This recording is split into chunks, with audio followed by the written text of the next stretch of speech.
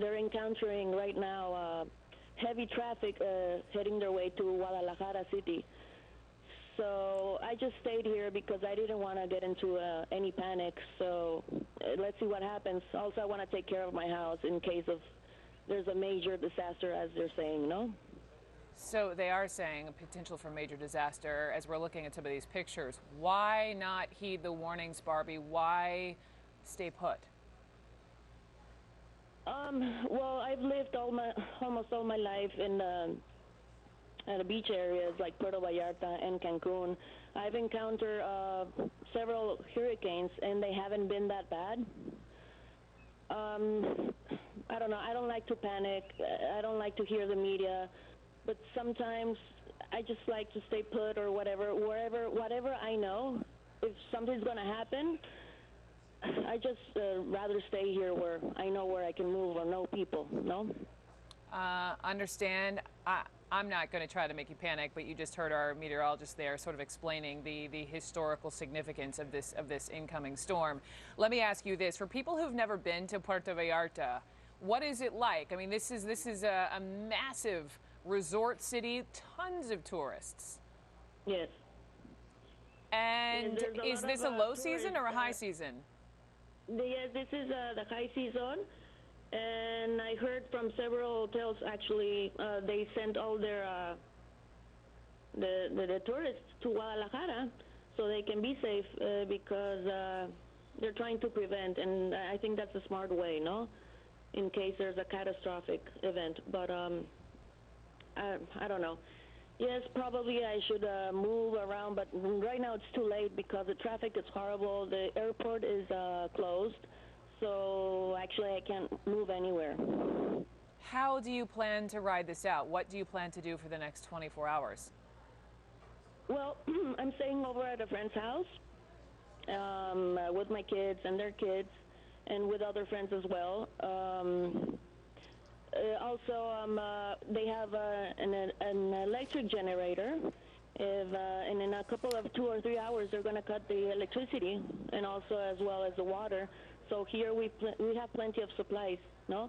So if we don't have any light in town, at least with my friends we do for the next day or two. At least you'll have your generator and the friends. Barbie Myatt, good luck. Good luck. Let me bring in another guest who knows. You got it. My next guest knows better than anyone how bad this could get for the people there on the ground. On the phone with me now is Roger Hill, storm chaser, and he is also the current Guinness World Record holder for having witnessed more tornadoes than anyone else on Earth. So, Roger, were you listening to my last conversation with Barbie? I mean, the fact that she plans to stick it out, ride this one out in Puerto Vallarta, smart move? Oh, my goodness. There's no way on earth that you could get me to go down there and chase this particular hurricane. Now, I've chased a lot of hurricanes over the last couple decades, and, you know, when you get a storm that's basically of biblical proportions, I mean, the strongest storm ever recorded, you know, so it's a fairly compact hurricane, but my goodness, what a wallop this thing is going to punch. You know, but it basically has a three-pronged fork, you know, between the storm surge and the 200-mile-an-hour winds, plus the intense rainfall that's going to cause, you know, just catastrophic flash flooding. Anybody that would stay there, if you want my honest opinion, is crazy. Listen, I know there are a lot of skeptics out there. They hear, you know, folks like you or even me talk about the biggest storm ever, biblical proportions, and they think this will peter out. Your response to that? Well, you know, as a hurricane approaches land, just its interaction with the landmass will cause it to weaken, and you know, just like Hurricane Wilma did and Hurricane Jean did back in 2004, 2005. You know, as it approached land, both of those hurricanes were quite powerful Category 5 hurricanes in the Gulf Basin. And as they approached land, they rapidly weakened. I mean, there's a chance that this storm will rapidly weaken before it makes landfall, but you know, the damage is already going to be done.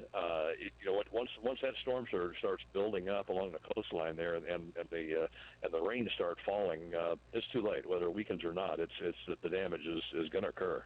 How did this get so strong so fast?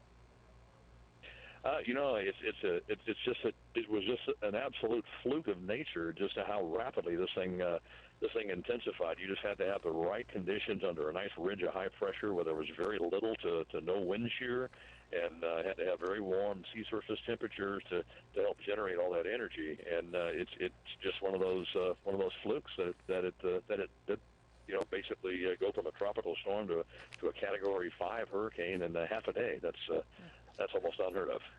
Roger Hill, Storm Chaser, thanks for hopping on the phone with me. I appreciate it. We'll loop back to this story. But coming up, breaking today in the world of politics, Donald Trump finding himself in second place. But get this, one writer who's done the math says he knows the reason why Trump could really be elected president. He joins me next to explain.